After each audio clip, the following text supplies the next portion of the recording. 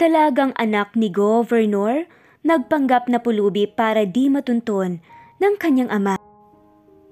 Pero bigla siyang hinatak ng lalaki at sinabing pwede na ito at pinakilala sa kanyang lola bilang fiancé o babaeng pakakasalan. Pero ano ang mangyayari kapag nagkabistuhan ng dalawa? Dalagang anak ni Governor, nagpanggap na pulubi para di matunton ng kaniyang ama. Pero bigla siyang hinatak ng lalaki at sinabing pwede na ito at pinakilala sa kaniyang lola bilang fiancé o babaeng papakasalan. Pero ano ang mangyayari kapag nagkakabistuhan na ang dalawa? I'm warning you, Ryan. Kapag wala ka pang babaeng ipapakilala sa akin sa loob ng 1 linggo, mawawalan ka ng mana. Understand? Galit na wika ni Don Carlos kay Ryan. But, Lo, saan naman ako kukuha ng babaeng ipapakilala sa'yo? Niwala kang nagugustuhan sa mga naging babae ko. Hindi ko na problema yan. Kung gusto mong manatili ang tiwala ng ating mga partnership at mailagay sa pangalan mo ang lahat ng ari-arian ko, sundin mo ang gusto ko. May diin na wika ng Don. Naiwan si Ryan na may malalim na iniisip hanggang pumasok sa isipan niya ang isang idea na siguradong magtatagumpay siya. Kinuha niya ang telephone at tinawagan ang kaniyang sekretary. Humanap kayo ng isang mahirap na babae. Pwede na ang pulubi at dalhin sa akin. Yung mukhang hindi gusgusin, ha? Napakamot sa kaniyang ulo ang sekretary ni Ryan. Sir, saan po ba kayo nakakita ng pulubi na hindi gusgusin? Kinukontra mo ba, Petra, ang sinasabi ko? Basta, magpatulong ka kay Robert. Ngayon na. Apo, sir. Ito na lang ang tanging paraan niya upang makahanap ng disenteng babae na papasa sa panlasa ng kaniyang grandparents. Kahit isa sa mga naging babae niya ay walang nagustuhan ang kaniyang Lola Pasita. Sobrang perfectionist ito pagdating sa babae. Ayaw nito ng mga babaeng maarte, walang modo, walang galang at higit sa lahat ang pagsuot ng disenteng damit. Galing siya sa mayamang angkan ng mga Alcantara. Nag-iisang apo at tagapagmana ng Alcantara Mining Company and Alcantara Shipping Group of Company. Bilang isang CEO ng kanilang kumpanya, kailangan niyang gampanan ng mabuti ang kaniyang trabaho. Sa edad niyang 32 ay pinaubaya na sa kaniya ng kaniyang magulang at lolo ang kumpanya. Kumpanyang naipalago pa niya noon sa loob ng 1 taon. Maraming empleyado ang umaasa sa kaniyang maayos na pagpapatakbo kaya kailangan niyang maging maingat sa lahat ng gagawing desisyon. Pero itong pagpapahanap niya ng pulubing babae, ito na yata ang pinakamahirap niyang gagawin. Bahala na. Siguro hindi naman ganun kagusgusin ang makukuha ni na Robert sapagkat alam naman nito ang taste niya pagdating sa babae. Ryan, ang tanga mo. Anong taste ang sinasabi mo? Sa tingin mo ba may taste ang makikita nilang pulubi? Saan ka makakakita ng pulubi na may taste? Sermon niya sa sarili. Samantalang si Sheena ay ilang araw nang palaboy sa kalsada. Ilang araw na rin siyang puro pagpag ang kinakain. Mga tirang pagkain ng mga mayayaman na customer ng isang restaurant na tinatambayan nila ni Ella. Ang dalagang nakilala niya mula nung maglaya siya sa kanila. Kailangan niyang magmukhang pulubi at madungis para hindi makita ng kaniyang ama. Oo, mayaman sila. Anak siya ng isang napabalitang corrupt na governor ng kanilang lugar. At saka, ayaw niyang mag-asawa ulit ito. Ngunit wala siyang nagawa nang dalhin ng kaniyang ama ang kirida nito sa kanilang bahay. Pero dahil hindi na niya kaya ang ginawa ng ama, ay lumaya siya na walang dala kundi ang kwintas na tanging alaala ng kaniyang mahal na ina at konting pera. 5 taong gulang pa lang siya nang maaksidente ang sinasakyang sasakyan ng kaniyang mga magulang. Tanging ang kaniyang ama lang ang nakaligtas. Kahit na wala ang kaniyang ina, ay hindi nagkulang ng pagmamahal ang ama niya. Binuhos ang lahat ng pagmamahal at aruga sa kanya. Hindi nito pinaramdam na kulang siya. Lumaki siyang puno ng pagmamahal sa ama. Pero nitong huli, hindi siya sang-ayon sa kagustuhan nitong mag-asawa ulit. 1 taon na lang at magtatapos na siya sa kursong abogasya. Pero dahil sa kaniyang ama, malabong mangyari nang makapagtapos siya. Habang buhay na nga siguro siyang magiging isang pulubi. Sa kaniyang paglalayas, napadpad siya rito sa Batangas. Sakay ng bus, bumaba siya sa terminal. Dahil walang alam sa lugar at kunti lang ang dalang pera, napilitan siyang maging palaboy. Napilitan siyang kumain ng mga tirang pagkain ng ibang tao, magkalakal ng basura para may makain sa maghapong nakaupo sa isang barong-barong na bahay. Pansamantala siyang nakatira kina Ella. Mabaho at masikip na bahay ang tinutuluyan niya ngayon. Malayo sa tinitirhan niya dati. Wala siyang karapatang magreklamo dahil nakikituloy lang siya. Ate Sheena, nag-iisip ka na naman. Tulog na tayo. Maaga pa tayo bukas sa tindahan ni Aling Kuring. Sayang din yung kikitain natin doon. May ngiti sa labing wika ni Ella sa kanya. Naiisip ko lang, kumusta kaya si Daddy? Hinahanap niya kaya ako? Timang ka talaga ate. Nagpapanggap ka ng pulubi. Magtitiis kang madumi ang maganda mo mukha dahil ayaw mong matagpuan ka ng iyong daddy. Tapos ngayon, iniisip mo yan? Bakit ate? Ayaw mo na ba rito? Tumingin siya kay Ella saka umiling-iling. Namimiss ko lang si Daddy. Pero ayaw ko pang umuwi sa amin. Ayaw kong makita ang bago niyang asawa. Tumayo siya. Matulog na tayo. Kinabukasan ay maaga sina Sheena at Ella na gumising. Pagkatapos niyang maligo at isuot ang butas-butas na damit at pantalon ay nagtimpla siya ng kape. Buong buhay niya, mula nang maglaya siya, doon niya lang naranasan ang uminom ng kape. Noon kasi ay hot choco. Kumuha na rin siya ng bahaw na kanin at sinabawan ng kape. Mabuti na nga lang at may natira pang tuyo kagabi. Sabay-sabay silang kumain ni Ella.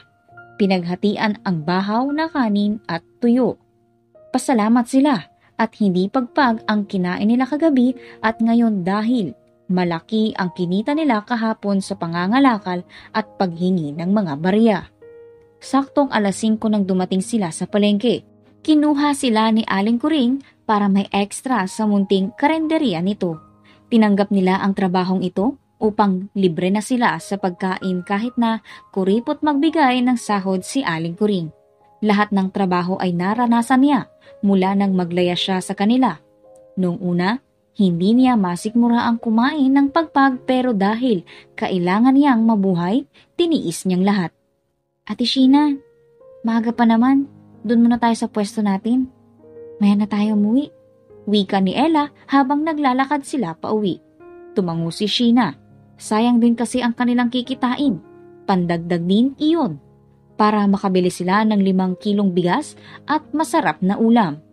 Kapag ganitong nakaka-extra sila, ay bumibili agad sila ng 5 kilong bigas at mga delata para hindi sila mag-isip ng kakainin sa susunod na araw.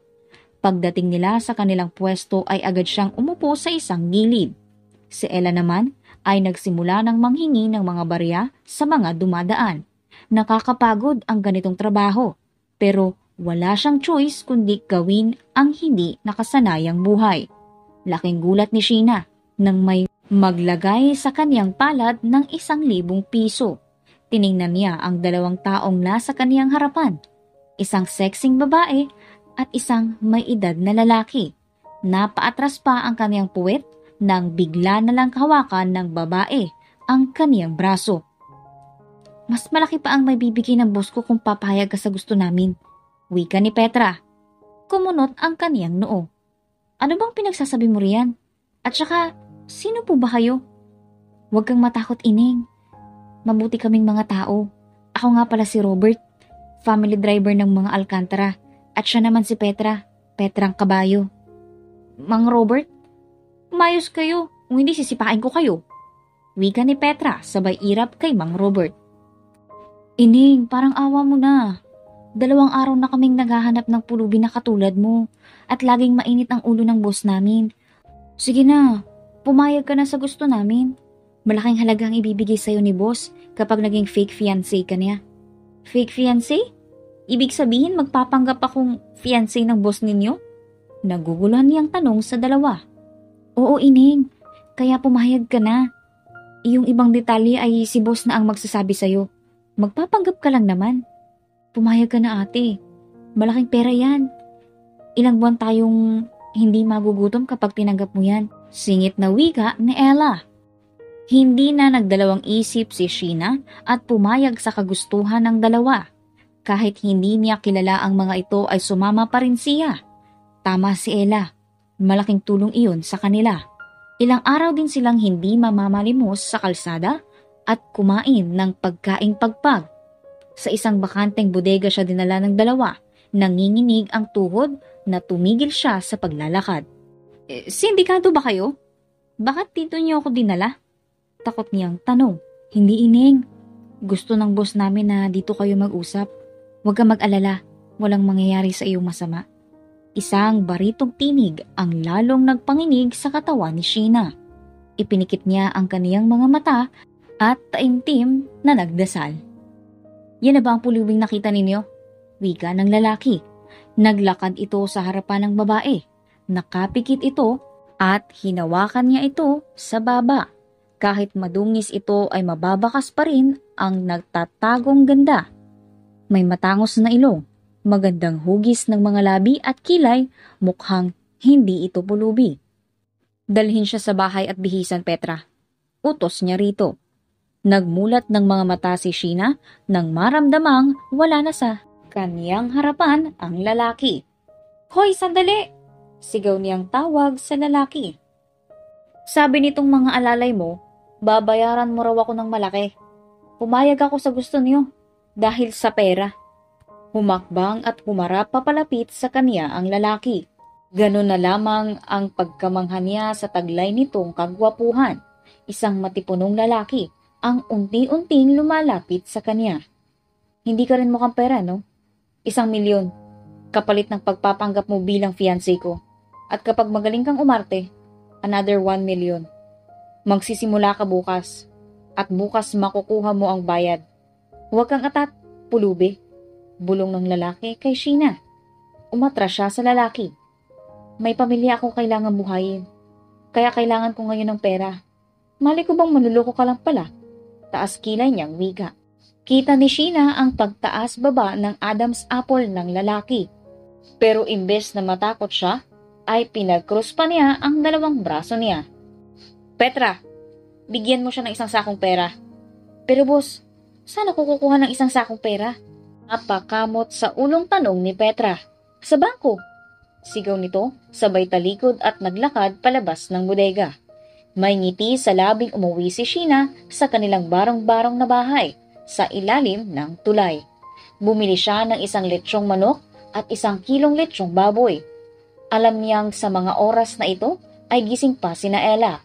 Kahit alam niyang kumain na ang mga ito, ay bumili pa rin siya ng mga pagkain nito.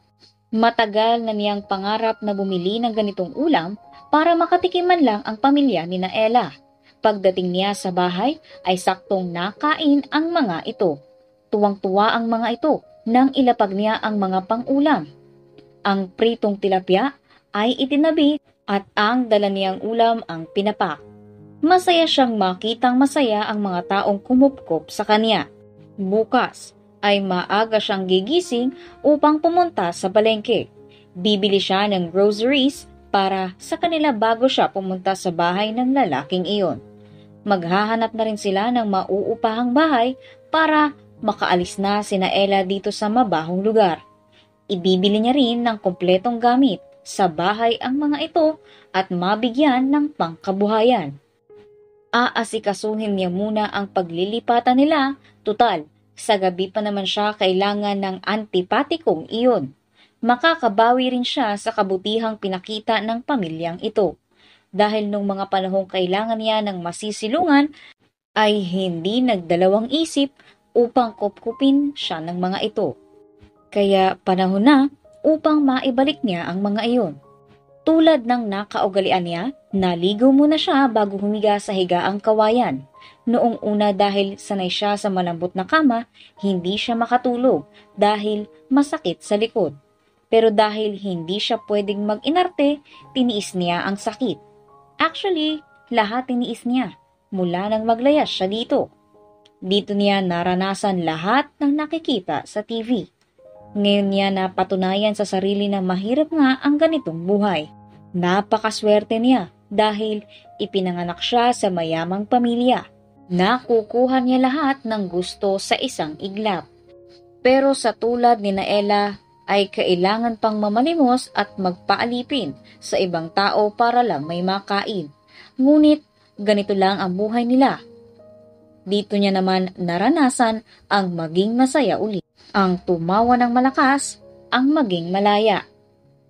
Sa isang sikat na mall dinala ni Petra si Robert at Sheena. Kinailangan pang magsuot ng sombrero at face mask ni Sheena para walang makakilala sa kanya. Sa isang kilalang butik sila pumasok.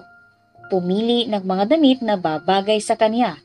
Lihim pa siyang napapangiti habang sinusukat ang mga damit sa fitting room. Sapagkat isa ito sa mga butik na paborito niyang puntahan noong hindi pa siya naglayas. Hindi na siya nagulat nang bilhin ni na Petra ang mga damit na gusto niya. Pagkatapos nila mag-shopping, sa isang salon naman sila pumunta. Inayos ang kaniyang buhok at nilagyan ng make-up ang mukha. Isang simpleng make-up lang ang pinalagay niya sa kaniyang mukha dahil doon siya sanay. Saktong 7:00 ng gabi, suot ang isang simpleng puting dress na tinernuhan niya ng flat sandal. Dahan-dahan siyang naglakad papasok ng isang restaurant. Nasa likod niya si Petra at Robert. Palingalinga siya upang hanapin ang antipatikong iyon. Sa gitna ng restaurant nakita niya itong nakatayo at naglalakad patungo sa kinatatayuan niya. Biglang tumigil ang pag-ikot ng kaniyang mundo nang nakangiti itong lumapit sa kanya. Ang gwapo nito sa suot na yellow long sleeve na nakatupi hanggang siko. Bakit parang anghel siyang bumaba sa langit? Mabuti at tumupad ka sa usapan natin. Kanina pa naghihintay si Lolo at Lola sa'yo. Ayusin mo na ang pag-arte mo kung hindi. Hindi na natuloy ni Ryan ang sasabihin ng apakan ni Sheena ang kaniyang paa. Aray! Paulit-ulit ka kasi. Ilang beses bang sinabi sa akin yan kanina ni Petra tapos ngayon ikaw naman? Huwag ka mag-alala. Hindi masasayang ang binayad mo dahil magaling akong umarte. Nakairap niyang wika na nakakairitang paulit-ulit ang sinabi. Hindi naman siya ulyanin para makalimutan ang lahat. Antipatikong ito porket sakali lang siya dinampot, gagawin na siyang tanga. Ikaw! Kung wala lang tayo rito sa restaurant, naitapon na kita palabas. Pikon ng wika ni Ryan. Ngayon lang siya ginanito ng isang babae. Hinawakan ni Sheena ang damit nito at inayos ang pagkakabotones. Alam mo sir, hindi bagay sa'yo ang nagsusuplado. Ang gwapo ninyo para magkaganyan. Sige ka, baka mamaya niyan, mabuking ka ng iyong mga lolo at lola. Kinawit niya ang kaniyang braso sa braso nito. Let's go. Nakangiti pa niyang wika. Napahigpit ang hawak ni Sheena sa braso ni Ryan nang nasa harapan na sila ng dalawang matanda. Tumingin siya kay Ryan nang tingnan siya ng mga ito mula ulo hanggang paa. Nakakanerbiyos naman kasi ang kanilang mga tingin. Parang mangangain nang wala sa oras. Napawi ang kabang nararamdaman niya nang tumayo ang matandang babae at nakangiting lumapit sa kanya. Oh, ikaw pala ang babaeng kinahuhumalingan nitong babaero kong apo. Ang ganda mo, iha. Wika nito sabay beso. Lola, huwag naman ninyo akong siraan sa fiancé ko. Baka mamaya niyan maniwala sa inyo. Fiancé? Aba, ibig sabihin ikakasal na kayo. Carlos! Baling nito sa asawang nakaupo. Narinig mo ba ang sinabi ng apo mo? May fiancé na siya. Masayang wika ni Doña Leti. Iha. Sheena po, ma'am. Pagpapakilala ni Sheena sa matandang babae. Kasing ganda mo ang iyong pangalan, iha. Ako nga pala si Doña Leti at siya naman ang espeso kong si Carlos. Ryan, ano pang tinatayo-tayo mo riyan? Umupo na kayo rito ng future apo ko. Ryan pala ang pangalan ng antipatikong ito. Naku naman, Kahapon niya nakikita ito pero ngayon niya lang nalaman ang pangalan. Sheena, iha, pwede ko bang malaman ang apelido mo? At kung saan ka galing? Tumingin muna siya kay Ryan. Tingin na hinihingi ng tulong. Lola, pwede bang mamaya na ninyo tanungin si Sheena? Gutom na kami. Awat ni Ryan sa matanda. Dahil gutom na si Sheena, naubos niya lahat na nasa kanyang plato. At dahil ipinanganak at lumaki siya sa mayamang pamilya, alam niya ang tamang way ng paggamit ng tinidor at kutsara kung paano kumain ang isang mayaman. Nahuli pa niya si Ryan na nakatitig sa kanya. Patapos na silang lahat sa pagkain nang muling magsalita si Doña Leti. Pinaghandaan ni Sheena ang gagawin. Hindi pwedeng malaman nila na anak siya ng isang gobernador. Lalo na si Ryan. Paninindigan niya na siya ay isang pulubi. Humawak siya sa ulo at pumikit. Kunwaring masakit. Humawak na rin siya sa kamay ni Ryan. Kailangan niyang galingan ng pag-arte para hindi sila mahalata. Love, pwede mo na ba akong ihatid sa bahay? Umaatake na naman itong migraine ko. Hindi ko dala ang gamot ko. Iha, okay ka lang ba? Pasensya na po kayo, ma'am. Umatake na naman itong migraine ko. Kapag ganito na po kasakit ng sobra, kailangan ko na pong uminom ng gamot. Ganun ba? O ano pang hinihintay niyo, Ryan? Ay, uwi mo na si Sheena para makapagpahinga na rin. Iha, sa isang araw na tayo magkwentuhan kapag okay ng iyong pakiramdam, ha? Nag-aalalang wika ng Donya. Nakahinga si Sheena ng maluwag. Nasa loob na sila ng sasakyan ni Ryan. Investigador ba ang lola mo? Ang daming tanong eh. Gagawin nilang lahat para malaman nilang nagpapanggap ka nga lang. Gawain talaga ni lola na imbestigahan ang mga babaeng involved sa akin. Kaya galingan mo ang pagpapanggap para hindi tayo mahuli. Hanggang kailan ba ako dapat magpanggap? At saka, kailangan ko ng kontrata. Aba, mali ko bang lulukuhin mo ko sa bayad? Pagak na tumawa si Ryan bago binuhay ang makina ng sasakyan. Mukha ka talagang pera. Sa panahon ngayon, wala nang libre. Kailangan kumita para mabuhay. Bumaling ng tingin si Ryan kay Sheena. Kanina, habang kumakain tayo, bakit ang galing mong humawak ng kutsara at tinidor? Bakit ang galawan mo ay pangmayaman? Tumingin si Sheena kay Ryan. Hindi porket pulubi ako, wala nang alam. Siyempre, may cellphone din naman ako. Nanonood din naman ako sa YouTube. Pagsisinungaling niyang wika. Pinahanga mo ko. Di ba? Sabi ko sa'yo, magaling akong umarte. Wika niya sabay kindat kay Ryan. Bakit dito mo ko dinala? Tanong ni Sheena nang nasa kondo siya dinala ni Ryan. Di ba? Gusto mo ng kontrata? Ipagtimpla mo muna ako ng kape. Tinuro ni Sheena ang sarili. Ako?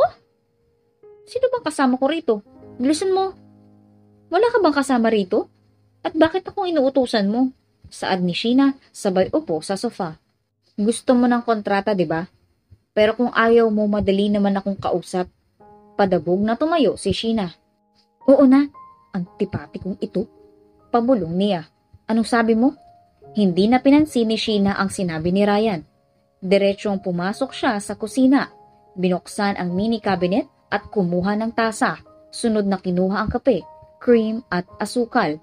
Sinaksak ang cord ng heater. Habang nagpapainit ng tubig, naglakad siya pabalik sa sala. Malinis ang buong unit. Ibig sabihin, may naglilinis dito. Walang ibang decoration ang sala, kundi isang painting ng babaeng nagsasayaw sa gitna ng entablado. Parang kilala niya ang babae sa painting. Hindi niya lang maalala kung saan niya ito nakita.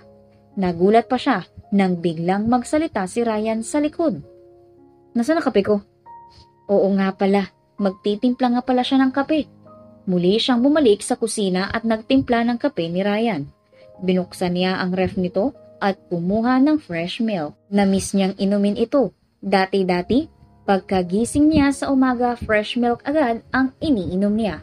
Dala ang isang tasang kape at isang basong fresh milk, bumalik siya sa sala. Naabutan niya si Ryan na nakaupo. Bahagya pang kumunot ang noon nito pagkakita sa kanya. Ibang klaseng pulubi ka. Sino nagsabi sa'yo pwede mong pakialaman ang laman ng ref ko? Pabagsak na binaba ni Sheena ang kape sa table center. Ang damot mo? Ikaw lang ba itong nauuhaw? Ibalik mo yan. Wala kang karapatang kunin ang hindi sayo. Pero imbes na pakinggan ang sinasabi ni Ryan, ininom ng tuloy-tuloy ang gatas at nakangiting pinakita kay Ryan ang basong walang laman. Sorry, uhaw ako eh. Mapang-asar niyang wika. Kita ni Sheena ang pagkainis ni Ryan sa kanya. Pero deadma lang siya. Dinampot niya ang folder na nasa tabi ng tasa. Binuklat niya at kinuha ang laman. Basahin mong mabuti ang nakasulat diyan. Teka, marunong ka bang magbasa? Anong palagay mo sa akin, bobo? Mataray niyang tanong.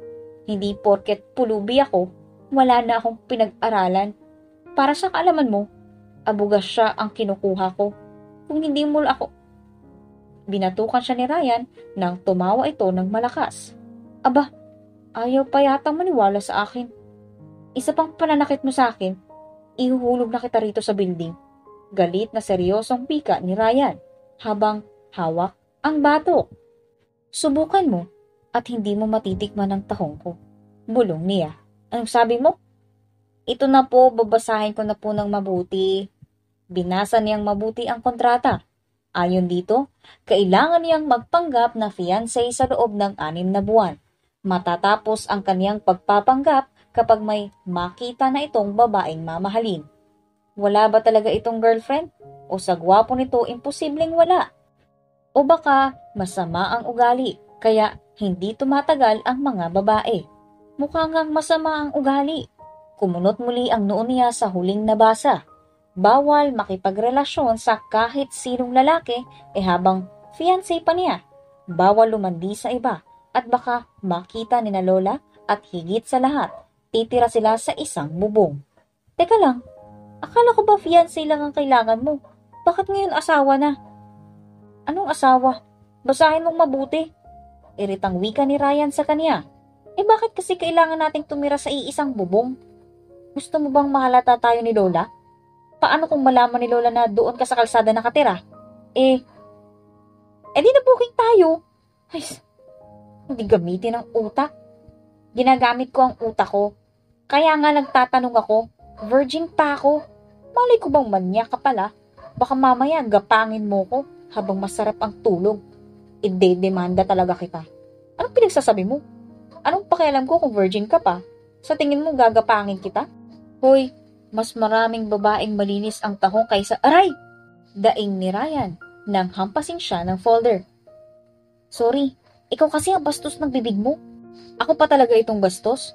Ikaw itong naunang magbukas ng ganyang topic. Pirmahan mo na yung kontrata at simula ngayon, dito ka natitira. Tumayo si Ryan at lumapit sa kabilang upuan. Mapanakit masyado itong duwende. Pagkatapos mong pirmahan yan, linisin mo ang kwarto ko. Gusto ko wala akong makikitang alikabok. Wala kang gagalawin sa loob. Tumaas ang isa niyang kilay. Kanina fiancé, tapos naging asawa. Ngayon katulong?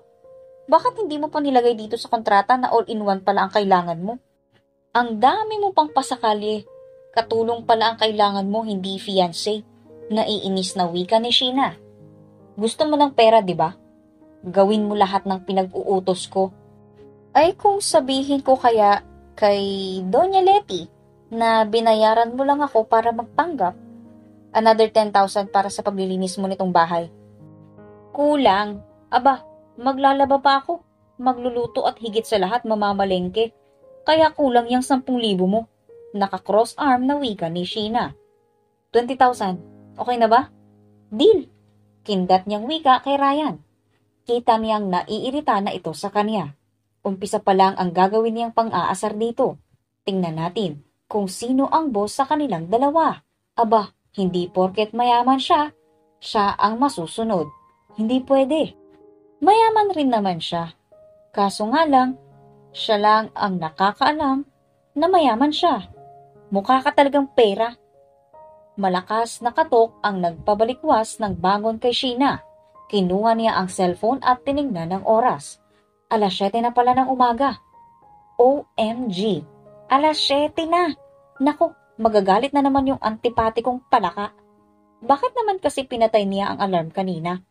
Yan tuloy, tinanghali siya ng gising. Dali-dali siyang tumayo at binuksan ang pinto. Hindi niya alintana na wala siyang suot na bra. Nakasimangot na mukha ni Ryan ang nabuksan niya. Ang gwapo pa rin ito kahit salubong ang dalawang kilay. Ganyan ka ba talaga ka-irresponsible sa trabaho mo? Lagi na lang ba akong mauunang magising? Ay sorry naman. Napasarap ang tulog ko. 8:00 pa naman ang pasok mo, di ba? Ipagluluto na kita ng almusal mo. Madali lang to. Wika niya habang naglalakad patungo sa kusina. Kumuha siya ng itlog at ham sa ref. Isinaksak niya rin ang heater. Isinangag niya ang tirang kanin niya kagabi. Pinagsabay niya na rin lutuin ang itlog at ham. Inilabas niya na rin ang adobong manok at pinainit. Si Ryan naman ay naaliw habang nakatingin sa abalang si Sheena. Hindi ito magkanda o gagang maghanda ng almusal niya. Actually, Sabado ngayon at wala siyang pasok. Ginising niya lang ito dahil ipapasyal niya ito sa mall at ibibili ng mga kailangan nito sa katawan. Sexy ito kahit maliit na babae. May matambok na puwet at hinaharap, makinis at maputing mga hita. Hindi akalain na galing ito sa mahirap na pamilya at isang pulubi. Ang mahaba nitong buhok ay nakapuyod ng mataas. May magandang mukha at matangos na ilong. Mapupulang mukha na ang sarap halikan. Sa ilang araw niyang kasama ito ay ngayon niya lang ito napagmasdan ng mabuti. Ang ganda niya. Ryan, pwede ka bang ma-inlove sa isang pulubi? Ikakahiya ka ng iyong pamilya kapag nalaman nilang isang pulubi ang naiibigan mo. Teka nga muna, sino may sabing in love ako sa duwending ito? Parang sirang palakang kausap ang sarili. Aray! Bigla siyang tumayo nang dumaing si Sheena. Lumapit siya rito at hinawakan ng kamay nitong napaso. Kumuha siya ng yelo at nilagay sa kamay na napaso. Bakit kasi hindi ka nag-iingat? Yan tuloy, napaso ka. Sermon niya. Late ka na kasi sa trabaho mo. Aray, dahan-dahan naman. Virgin pa yan. Aray naman! Idiniin kasi ni Ryan ang yelo sa napaso niya. Sari-sari kasi ang lumalabas sa bibig mo. Umupo ka na roon at ako na maglalagay nito. Sumunod naman si Sheena. Uupo na sana siya nang mapansin na wala siyang bra kaya pumasok siya sa kaniyang kwarto. Pagkatapos natin kumain, magbihis ka. Mamamasyal tayo sa mall at kakain sa labas. Treat ko dahil bukas may pupuntahan tayong party. Gusto ko maganda ka at maayos ang damit. Wala ka bang pasok? Wala. Tinapunan niya ng masamang tingin si Ryan. Napaso pa ako sa pagmamadali? Yun naman pala, wala kang pasok? Aba, reklamo ka pa riyan. Kumain ka na lang. Kakaumpisa lang nilang kumain nang may mag-doorbell. Tumayo si Sheena at binuksan ang pintuan. Laking gulat pa niyang si Doña Letty ang nasa labas. O iha, nandito ka pala. Wika nito, sabay halik sa pisngi. Doña Letty, ano pong ginagawa ninyo rito? Malakas niyang tanong sa Donya para marinig ni Ryan. Dinadalaw ko ang aking apo. Dito ka ba natulog, iha? May apo na ba ako sa tuhod? Masayang tanong ng Donya kay Sheena. Lola, anong ginagawa niyo dito? Bakit parang gulat na gulat kayong dalawa? Masama bang dalawin ng aking puging apo? Kunot noon nitong tanong at pumasok sa loob. Nagkatinginan sina Sheena at Ryan. Mukhang kailangan na naman niyang umarte sa harap ng Donya. Ma'am, halika na po sa kusina. Mag-almusal na po tayo. Love, halika na. Para kapani-paniwala ang kanilang pagpapanggap, niyakap niya ang kaniyang braso sa baywang ni Ryan. Ramdam ni Sheena ang pagkagulat ni Ryan kaya naman pinisil niya ang baywang nito. Ryan, bakit hindi mo sinasabi sa amin ng lolo mo na dito na pala natutulog itong si Sheena? Apo, kasal muna bago ang honeymoon. Ma'am, hindi pa po namin ginagawa ang bagay na yan kasi gusto ko pong ibigay iyon sa unang gabi namin bilang mag-asawa. Ako po ang nagpipigil kapag si Ryan ay hangat na. Kunwaring kinikilig niyang wika habang binibigyan ng makahulugang tingin si Ryan. Tama yan, iha. At saka lola na ang itawag mo sa akin kasi magiging apo na kita. Kailan ba balak ninyong magpakasal? Muntik nang masamid si Sheena sa tanong ng matanda. Next year po, Lola. Bakit next year pa? Bakit hindi na lang sa next month? Akong bahala sa lahat. Tila excited na wika ng Donya. Lola, na napag-usapan na po namin ni Ryan na next year na lang po. Hindi naman po kami nagmamadali, di ba, love? Ay, kung yan ang gusto ninyo, wala akong magagawa. Payag na ako. Pero in one condition. Napatingin ang dalawa. Naku naman, bakit ganito itong lola ni Ryan? Hindi lang pala ito matanong kundi may mga kondisyon pa. Kinuha ni Sheena ang kaniyang kape at humigo. Lumapad ang pagkakangiti ng Donya bago nagsalita. Magkiss kayo sa harapan ko. Naibuga ni Sheena ang kape sa sinabi ng Donya. Hindi pa nga siya nakaka-recover sa sinabi ng Donya nang hapitin siya ni Ryan at hinalikan siya sa noo. Ryan, anong palagay mo kay Sheena, matanda? Bakit sa noo mo siya hinalikan? Naku naman talaga. Gulat na nga siya sa ginawa ni Ryan. Itong matandang ito ayaw pang pumayag na sa noo siya halikan. Anong gusto niya? Sa labi siya halikan ni Ryan? Aba, hindi maaari. Virgin pa ang labi niya. Lola, hindi na naituloy ni Sheena ang sasabihin nang lumapat ang labi ni Ryan sa kaniyang labi. OMG, ang lambot ng labi niya. Naitulak ni Sheena si Ryan nang marinig nila ang nakakakilig na tawa at palakpak ng Donya Letty. Ang sweet niyo mga apo.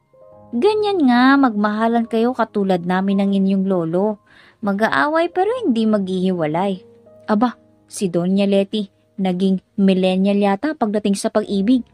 Alam ba ninyo, noong kabataan namin ni Carlos, malimit kaming mag-away noon lalo na nung pinagbubuntis ko ang daddy mo, Ryan. Pero dahil mahaba ang pasensya ni Carlos, sinusuyo niya ako bago matulog.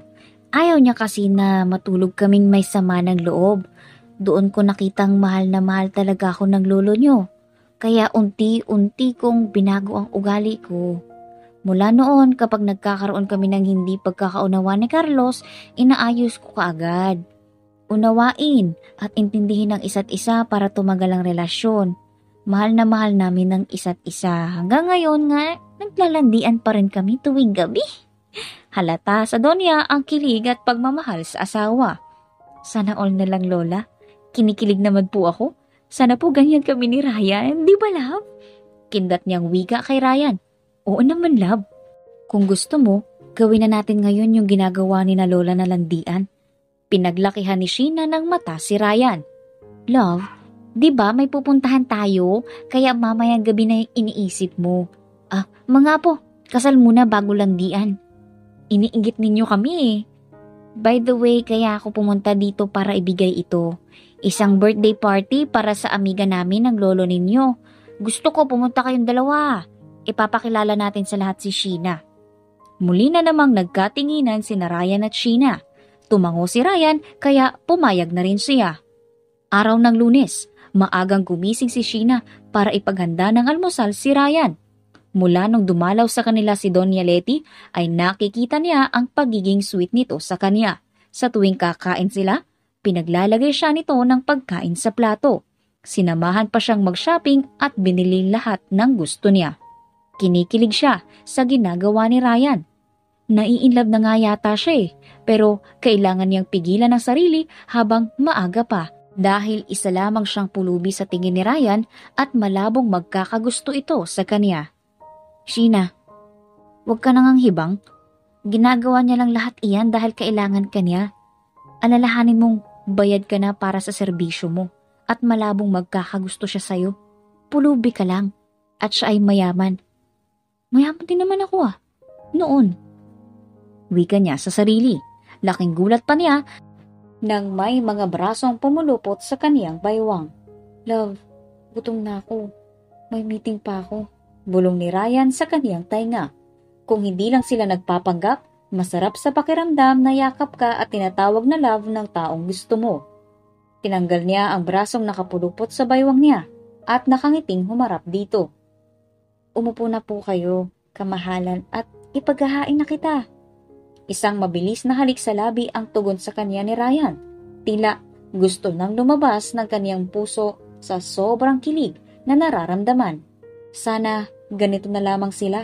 Iyon bang wala nang pagpapanggap? Pwede mo ba akong dalhan mamaya sa opisina ng lunch?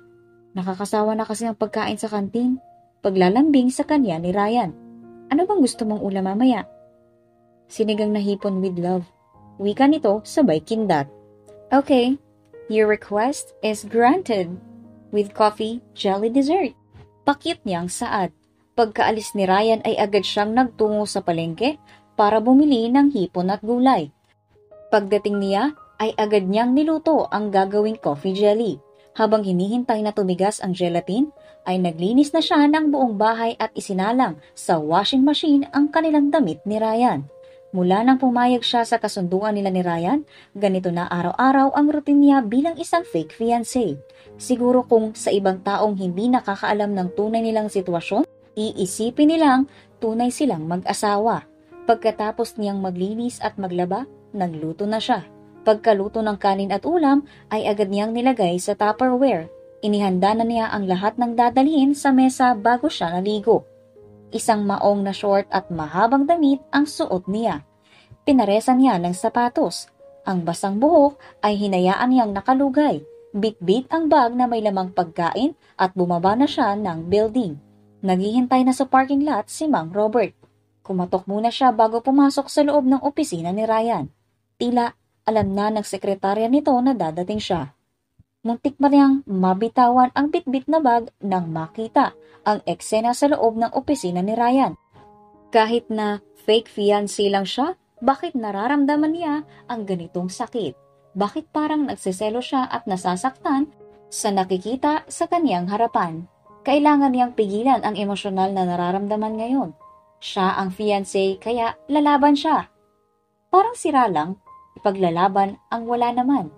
Tumikim siya para maagaw ang atensyon ng dalawang naglalampungan. Nakakaistorbo ba ako?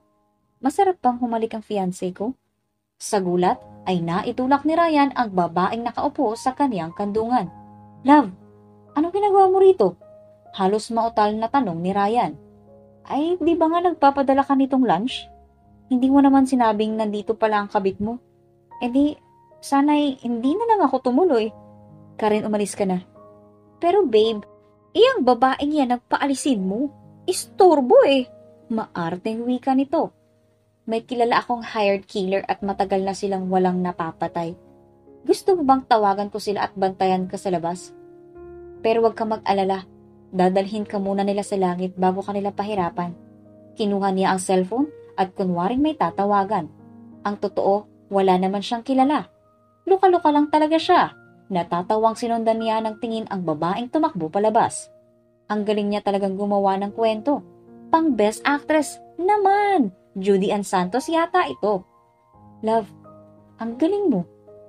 Kanina ko pa kasi yun pinapaalis pero ang kulit ayaw umalis. Love ka dyan. At sa nakita ko kanina gustong-gusto mo naman ang ginagawa sa iyo ng haliparot na yun. Irap niya kay Ryan. Ang landi mo pati dito sa opisina. Inilapag niya ang dalang bag sa table center. Hindi mo man lang naisip na may fiancé ka? Hindi ka man lang naghanap ng mas maganda sa akin? Parang puwet ng kaldero ang mukha nun ah. Nagsiselos ka ba? May pilyong ngiti sa labing tanong ni Ryan. Ako? Magsiselos? In your dreams. Ang ganda ko para pagsilosan siya. Ang totoo, nagseselo siya sa nakita pero wala siyang karapatan dahil nagpapanggap lang naman sila. Kinakabahang lumapit si Sheena sa braso ni Ryan. Hindi niya maintindihan ang sarili. Sanay naman siya sa ganitong okasyon pero bakit ganito ang nararamdaman niya ngayon? Kilala sa buong Pilipinas ang magse-celebrate ng birthday. Sila lang naman ang nagmamay-ari ng malawak na pinyahan sa Bukidnon. Kaya ganito na lang kabongga ang party. At sa pagkakataong ito, kailangan niyang galingan ang pag-arte para hindi siya mabuking. Huwag na lang kaya tayong tumuloy. Kinakabahan ako eh. Wika niya kay Ryan. Hinawakang mabuti ni Ryan ang kamay ni Sheena at pinisil-pisil. Kasama mo ako. At saka 'di ba, magaling kang umarte. Kayang-kaya mo 'yan. Hinalikan pa siya sa noo. Kaya kahit papano, ang takot nararamdaman niya ay napalitan ng kilig at saya. Pagpasok pa lang nila ay sinalubong agad sila ni Doña Leti at Don Carlos. Nagmano siya sa dalawang matanda. Bagay na bagay kayo mga apo. And I'm so glad na pumunta kayo. Napakaganda mo, iha. Thank you po, Lola. Kayo rin po. Ang ganda ninyo. Sabay-sabay silang pumasok sa main event.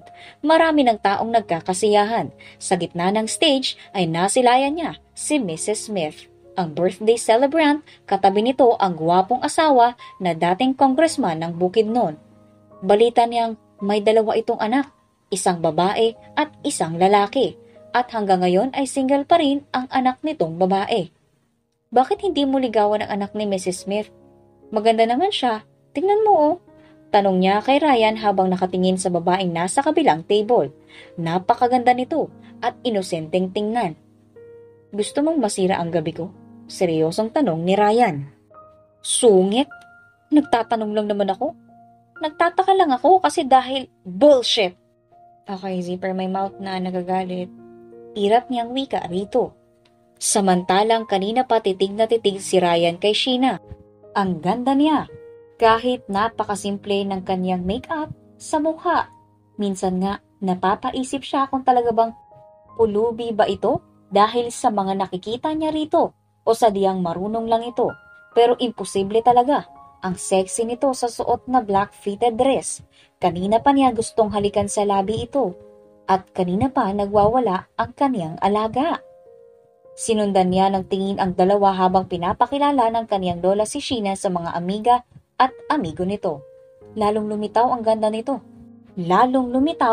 nito kapag nakangiti dahil lumalabas ang dalawang maliit na dimple sa magkabilang pisngi. Tumayo siya nang tawagin siya ng kanyang lola. Agad niyang hinapit si Sheena pagkalapit niya rito at dinampian ng halik sa pisngi. Kailan ba ang kasal niyo, iho? Ang swerte mo at napakaganda ng fiancé mo. Tanong ng kanyang ninong. Baka makuha pa yan ng iba sa iyo. Tulad ng nangyari sa inyo ni Elise. Ang tinutukoy nito ay ang anak ni Mrs. Smith. Biglang napatingin si Sheena kay Ryan. Ngayon, alam na niya kung bakit ayaw pag-usapan nila si Elise. May nakaraan pala ang mga ito. Kita niya ang pag-igting ng panga ni Ryan kaya hinawakan niya ito sa kamay. Hindi po mangyayari na maagaw ako ng iba. Mahal ko po si Ryan at ramdam ko rin naman na mahal ako ni Ryan. Right, love? Hindi po dapat ako matakot, ninong, dahil ibang-iba si Sheena sa kanila. Hindi ako nito iiwan dahil lang sa pangarap at traditions. So, iniwan pala siya ni Elise dahil sa pangarap at tradisyon ng pamilya nito. Nasa gitna sila ng nagpapakilala nang may tumawag kay Sheena. Sheena! Anak! Kahit hindi lumingon si Sheena, ay alam at kilala niya ang boses na tumawag sa kanya. Humigpit ang pagkakahawak niya kay Ryan. Dito lang pala kita makikita, anak. Ang tagal na kitang hinahanap. Wika ng ama ni Sheena sabay yakap sa kanya. Governor Inares, anak mo pala itong fiancé ng apo ko. Gulat na tanong ni Doña Leti. Oo, naglaya siya sa amin at matagal ko na siyang hinahanap. Dito ko lang pala makikita. Oh, it big revelation. At dapat nga palang matuloy ang kasal. Kasal? Oo. Hindi mo ba alam na fiancé ni Ryan ang dalaga mo? Nanginginig ang buong katawan ni Sheena dahil sa nangyayari. Ramdam niyang tinatanggal ni Ryan ang kanyang nakahawak na kamay. Umiling-iling siya at nagmakaawang tumingin dito. Ngunit kita niya sa mga mata nito ang galit. Ryan, please, magpapaliwanag ako. Naluluhan niyang wika kay Ryan. Anong ipapaliwanag mo? Naniloko mo ko? Galit nitong wika sabay alis. Walang oras na inaksaya si Sheena at sinundan si Ryan. Kahit na pinagtitinginan na sila ng mga tao. Ryan, sandali. Makinig ka naman muna. Galit na humarap ito sa kanya. Tapos na ang pagpapanggap mo bilang fiancé ko. Ako na ang bahalang magpaliwanag kina Lola. Ang natitirang kabayaran sa serbisyo mo. Ibibigay sa'yo ni Petra kahit hindi mo naman kailangan. Wag na wag ka nang magpapakita sa akin. Kita sa mga mata ni Ryan ang galit. Ryan, mahal kita. Lakas loob niyang wika. Bahala na kung magmumukhang tanga siya. Ang importante, nasabi kay Ryan ang nararamdaman niya. Sa maikling panahon nilang magkasama, minahal na niya ito. Ngunit hindi pinansin ni Ryan ang sinabi ni Sheena. Tuloy-tuloy siyang lumabas ng event at nagdiretso sa kaniyang sasakyan. Ayaw na niyang marinig ang kasinungalingan ni Sheena. Sa isang mamahaling bar, nagdiretso si Ryan. Gusto niyang malasing at ilabas ang sama ng loob. Pagdating niya sa loob ay sumalubong sa kanya ang ingay at usok na nagmumula sa bar. Ryan, bro, himala at ngayon ka lang ulit nakita rito. Problema ba? Kinuha niya ang basong may lamang alak at tinungga. At dahil sanay na sa alak ang kaniyang katawan, hindi man lang siya nakaramdam ng pait sa lalamunan. Kahit anong iwas ko sa mga babaeng may kinalaman sa mga politika, pero bakit kusag lumalapit sila sa akin? Alam mo naman siguro ang isyu ko sa mga politika na yan. Sila ang dahilan kaya nakipaghiwalay sa akin si Elise. Si Elise ang long-time girlfriend niya. Nang dahil sa ama nitong congressman, pinaghiwalay sila. Dahil mahal niya si Elise, pinaglaban niya, pero pinabugbog siya ng ama ni Elise at kinulong sa bodega ng 2 araw. Pinakawalan lang siya nung nakaalis na si Elise papunta sa ibang bansa. At hindi pa nagtatapos doon ang pagdi kagusto niya sa mga politiko. Sila ang dahilan kaya naghihirap ang bansa ngayon.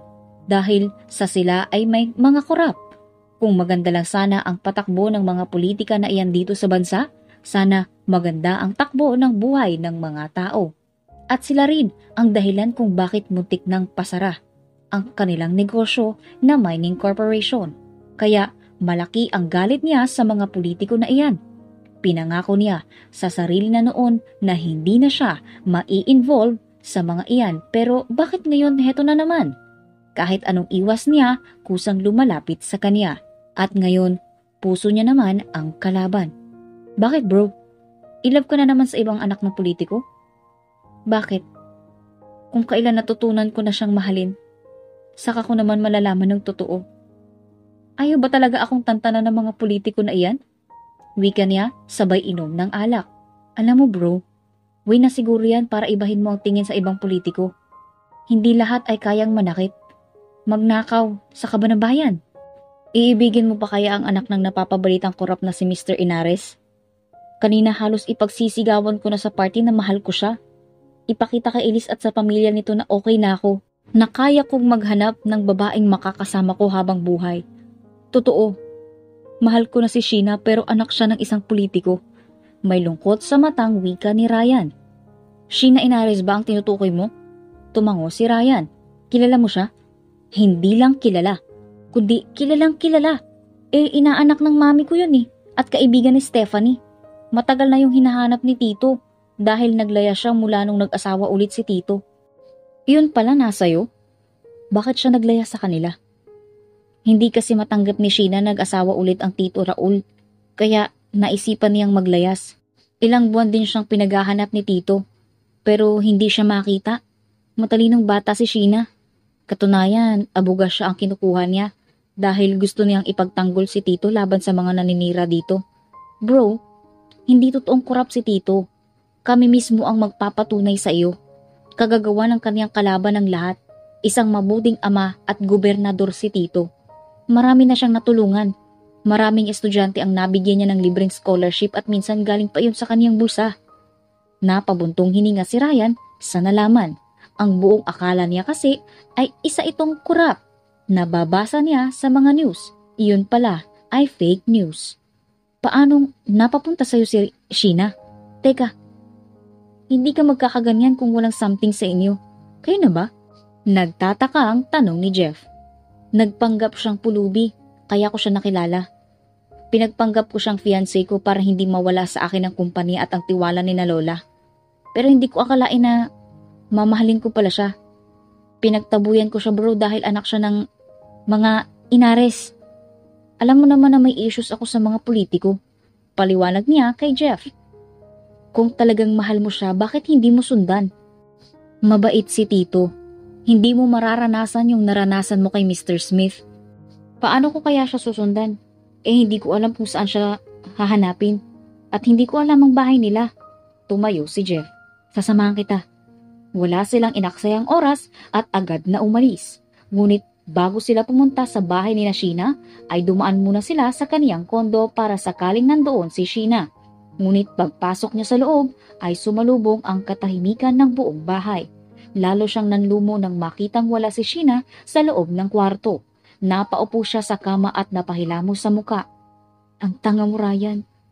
Hinayaan mong mawala na naman ang babaeng mahal mo. Sinaktan mo pa. lalo kang magiging tanga kung hindi pa tayo aalis.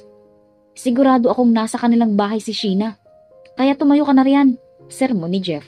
Agad silang nakarating sa bahay ni Sheena. Pagpasok nila sa loob ay sumalubong sa kanila si Governor Inares. Magandang gabi po, Tito. Si Sheena po ba na riyan? Magalang na tanong ni Jeff. Wala rito ang anak ko. Gov, nakikiusap po ako. Kailangan ko pong makausap ang anak ninyo. At sino ka? Ryan Montemayor po. Apo ni na Don Carlos at Doña Leti. Narito po ako para sa anak ninyo. Mahal ko po si Sheena, kaya nakikiusap po ako. Ikaw pala ang dahilan kung bakit umiiyak ngayon ang anak ko. Sinaktan mo ang unika iha ko. Galit na sigaw ni Governor. Ikwinento ni Ryan kung bakit nasaktan niya si Sheena at kung paano sila nagkita. Halos mahabag naman si Governor sa nalaman. Sa mga oras na ito, nasa probinsya na ang anak ko. Hinatid siya ng chopper kanina. Kung mahal mo ang anak ko, sundan mo siya. At patunayan mo sa akin ang tapat mong hangarin. Aasahan kong pagbalik ninyo ay may apo na ako. Intindi? Tito, sobra kayong excited sa apo. Hindi po ba kasal muna bago honeymoon? Natatawang sabi ni Jeff. Pabalik na mamaya ang chopper dito. Inom muna tayo. Gusto kong makilala itong magiging manugang ko. Malayang pinagmasdan ni Sheena ang mga batang kanina pa walang sawang nagtatampisaw sa tubig. Ang saya nilang pagmasdan. Makikita sa kanilang mga mata ang sobrang saya at tuwa. Pangarap niyang magkaroon ng isang kumpletong pamilya. Ngunit hindi iyon nangyari nang biglang mawala ang kaniyang mami. Lumaki siyang tanging ang kaniyang daddy ang kasama. At mula nang magkaisip siya, itinatak niya sa kaniyang isip na gusto niya na balang araw kapag may pamilya na siya, iingatan at mamahalin ng buo. Gusto niyang magkaroon ng masayang pamilya sa piling ng taong mahal niya. Ngunit paano niya iyon matutupad kung pinagtabuyan na siya? Mahal niya si Ryan pero nasaktan siya nito. Isang araw na siya rito sa isla. Tumuloy siya sa kaniyang yaya Meding. Dito siya nagtungo matapos pagtabuyan ni Ryan. Dito niya kakalimutan ang taong naging bahagi ng kaniyang buhay. Alam niyang mahihirapan siya, ngunit kailangan niyang gawin.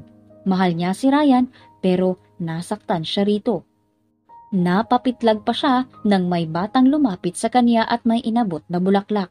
Ate ganda, may nagpapabigay po. Wika ng isang batang babae sa kaniya. Kumunot ang kaniyang noo. Sino naman ang magbibigay sa kanya ng bulaklak? Wala naman siyang kilala rito kundi si Yaya Meding lang. Lalong kumunot ang kaniyang noo nang sunod-sunod na may batang lumapit sa kanya at nagbigay ng bulaklak. Ate ganda, tumingin po kayo sa likod ninyo.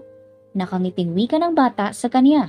Dahan-dahan siyang lumingon at gano'n na lang ang pagkagulat niyang nakaluhod sa kaniyang harapan si Ryan. Ryan, anong ginagawa mo rito? Sheena, alam kong nasaktan kita. I'm very sorry. May mga issue kasi ako sa mga politiko. Kaya ganun na lang ang reaksyon ko nang malaman kong anak ka ng napapabalitang korap na gobernador. Pero kagabi, pinatunayan ng iyong daddy na mali ako. Na hindi lahat ng nasa posisyon ay korap. Sorry dahil nahusgahan ko agad kayo ni Tito. Mahal kita, Sheena. Hindi na nga mahal kundi mahal na mahal. Maging pulubi ka man o heredera ng mga Inares. Ikaw pa rin ang babaeng mahal ko. Anak, huwag mong sagutin yung buang na yan. Tinalo ako sa inuman. Sabat ng ama ni Sheena. Natatawang itinayo niya si Ryan. Bakit mo tinalo si Daddy? Ayaw niya na tinatalo siya sa inuman. Ang gusto niya siya ang panalo. Bulong ni Sheena kay Ryan. Kakamot-kamot sa batok si Ryan. Ito talagang magiging biyanan niya sa lawahan. Kagabi lang at kanina, close sila at gustong-gusto siya para sa anak. Tapos ngayon, binabaliktad na siya. Sorry, hindi ko alam eh. Dad, huwag kayong mag-alala. Sa sunod panalo na kayo. Wika ni Sheena sa ama. Ay dapat lang. Baka magbagong isip kong ipakasal kayong dalawa. Tumingin si Sheena kay Ryan. Kasal? Iyang ama mo talaga pahabak. Kagabi lang at kanina close kami tapos ngayon binubuking ako. Panira ng moment eh. Bumaling si Ryan sa gobernador na ngayon ay tinatawanan siya. Gov, sinisira ninyo yung diskarte ko. Yan tuloy, hindi na surprise. Isa pang tawag mo sa akin ng Gov, ipapakulong kita. Wala kang galang sa magiging biyanan mo. Hala, mag-propose ka na sa aking unika iha. At naiinip na akong marinig ang paghindi ng anak ko. Kindat niyang asar kay Ryan. Ito na nga po, atat. Muling humarap si Ryan kay Sheena. Love, alam kong ang bilis ng mga pangyayari. Pero gusto kong madaliin ang lahat. Gusto na kitang makasama habang buhay. Gusto kong mayakap na kita ng panghabang buhay. Yung lagi kong maaangkin sa gabi. Hinagpas siya ni Sheena sa kaniyang sinabi. Hinuli niya ang kamay nito at hinagkan. Mahal kita, Sheena. Ikaw lang ang gusto kong maging ina ng 10 nating anak. Ano? 10? Balak mo yata akong gawing baboy ah. Hoy, Montemayor, anong higpit na mga sperm cell mo at gusto mo ay 10 agad? Hindi baboy ang anak ko ah. Love, pigilan mo ko. Baka kung anong magawa ko sa ama mo. Love, hayaan mo na si Daddy. Ugali talaga niyang mang-asar. Pag-alo ni Sheena kay Ryan. Love, will you marry me? Please? Kasal agad? Hindi mo pa nga ako nililigawan eh. Pakipot ni Sheena. Araw-araw kitang liligawan. At kahit kasal na tayo at may mga anak na, liligawan pa rin kita to prove my eternity love for you. Yes, I will marry you, Ryan. Mahal na mahal kita, love. And I'm sorry for hurting you. Hindi ko gustong saktan ka. At handa akong maging ina ng 10 anak mo. Basta ba mga kamukha ko silang lahat? Nakangiting wika ni Sheena. Simulan na natin. Lokong bulong ni Ryan kay Sheena. Hoy, Montemayor, kasal muna bago honeymoon. Muling sigaw ni Gov kay Ryan. Kagabi lang sabi ninyo gumawa agad kami ng inyong apo. Tapos ngayon nagagalit kayo. Lasing ako nung sinabi ko yun. Napapailing na lamang si Ryan. Ginawa pa siyang sinungaling. Ay baka nga ho. Natatawa na lamang si Sheena sa asaran ng 2 lalaking importante sa kaniyang buhay. Muling nagkaayos sila ng kaniyang daddy nang dahil kay Ryan. Tanggap niya na rin ang bago nitong asawa. Wala rin naman siyang magagawa dahil iyon ang gusto ng kaniyang ama. Sabi nga ng ibang mahirap, pigilin ang mga pusong nagmamahalan. Tulad na lang ng pagmamahal niya kay Ryan. Hindi niya akalain na sa maikling panahon niyang nakasama ito, sa isang bubong ay mamahalin niya agad ito. Iba maglaro ang tadhana. Kung hindi siya naglayas, naging pulubi. Malamang sa ngayon, 0 pa rin ang love life niya. Laking pasasalamat niya sa Diyos na hindi siya pinabayaan at binigyan pa siya ng lalaking mamahalin habang buhay. Ang pamilya ni Ella ay masaya nang namumuhay sa bagong bahay ng mga ito. Ang perang binayad sa kanya ni Ryan ay binili niya ng lupa't bahay ng mga ito. Ikinuha niya rin ng pwesto sa palengke ang nanay nila para may panggasto sila sa araw-araw. Si Ella at mga kapatid nito ay muling nag-aral. Binigyan ng libreng scholarship ng kaniyang ama si Ella para makapagtapos ng kolehiyo. At siya, heto, at magtatapos na rin sa kursong abogasya. Kahit malaki na ang kaniyang tiyan, ay proud pa rin siyang umakyat ng stage para tanggapin ang diploma at title na cum laude. Yes, buntis po si Sheena. Hindi talaga siya tinantanan ni Ryan hanggat hindi nakakabuo. Pagkatapos ng kanilang kasal ay hindi na siya tinigilan, kaya ang resulta, buntis agad. At ang kaniyang daddy ang number 1 na natuwa sa magandang balita. Pagkababa ng stage ay agad siyang niyakap ni Ryan at hinalikan sa labi. Narinig niya rin ang palakpakan ng mga taong nandoon. I'm so proud of you, love. You made it. Thank you, love. Kasi hindi mo ko pinabayaan. Sinuportahan mo ang gusto ko. Because I love you.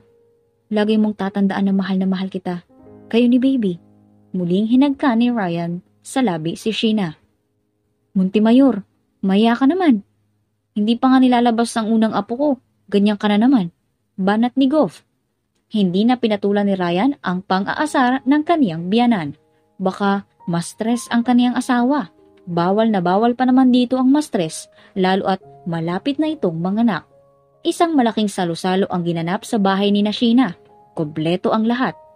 Apo, Binabati kita. Sa wakas may abogado na sa pamilya natin. Bating wika ni Doña Letty.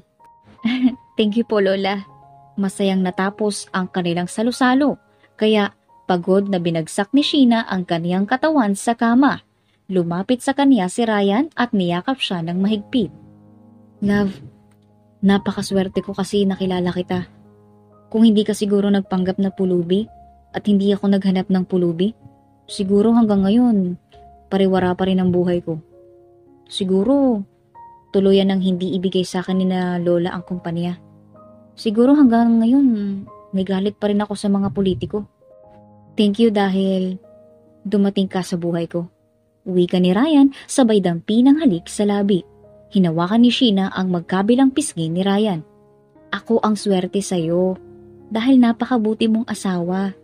Sinuportahan mo ang pagbabalik school ko. Pati tiyan ko sinuportahan mo.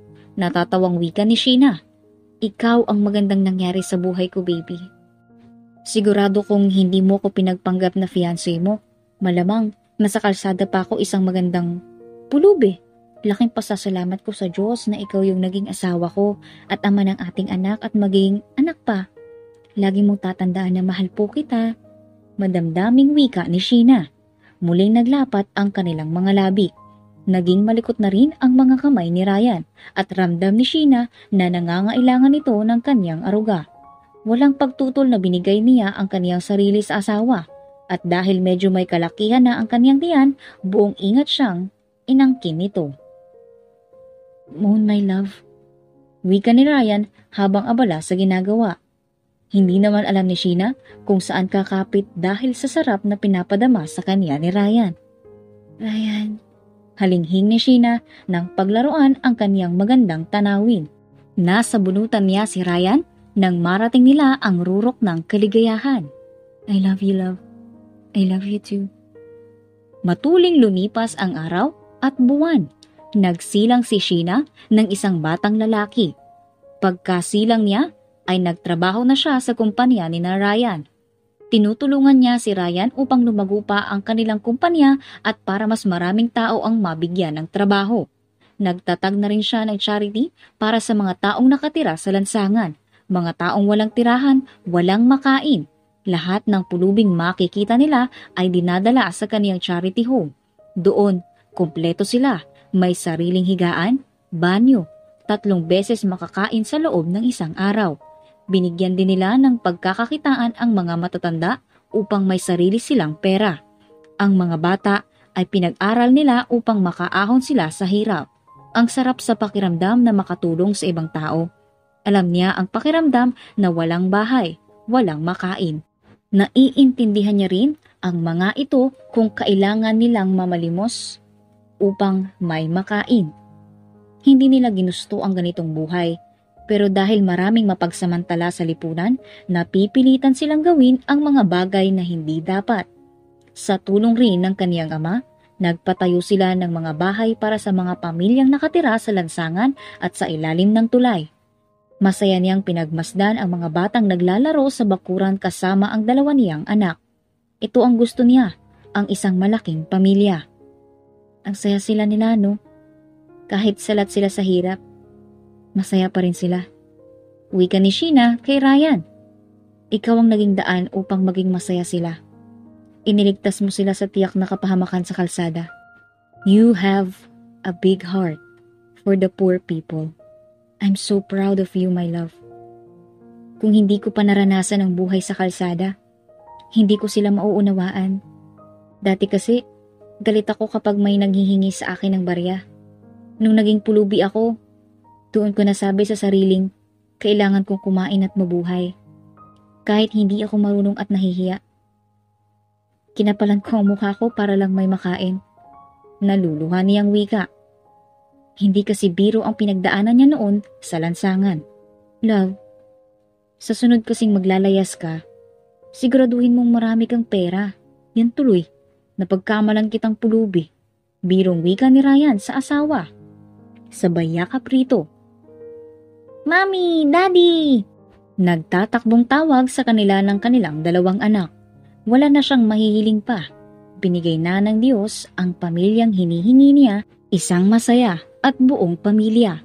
Sa ngayon masaya na silang nabubuhay kasama ng kanilang mga anak. May balak nga yatang tuparin ni Ryan ang 10 anak dahil buntis na naman siya sa pangatlo nilang anak. Marami pa silang pagsubok na haharapin, pero dahil mahal nila ang isa't isa, malalampasan nila iyon. Gawin nating sentro si God sa pagsasama para maging matatag sa hamon ng buhay. Let's spread love. Huwag nating ipagdamot ang kunting awa at pagmamahal sa mga taong nangangailangan. Ipadama natin sa kanila ang pagmamahal na pinagkait sa kanila ng mundo. Ako po si Sheena Inares Montemayor at dito ko na po tatapusin ang aking kwento.